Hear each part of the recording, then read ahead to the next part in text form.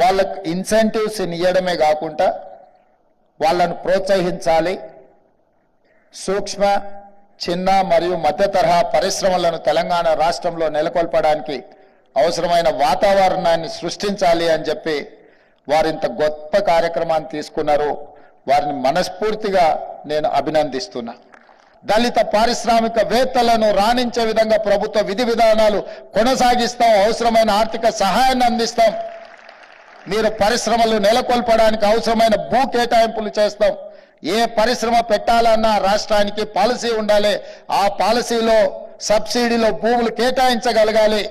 సాంకేతిక నైపుణ్యాన్ని అందించగలగాలి. నిరంతర విద్యుత్తును సరఫరా చేయగలగాలి. సాంకేతిక నైపుణ్యం ఉన్న వాళ్లకు ఎంప్లాయీస్ని మనం ప్రొవైడ్ చేయగలిగినప్పుడు తప్పకుండా చైనాతో పోటీపడి చైనా కంటే కూడా గొప్పగా రాణించగలం.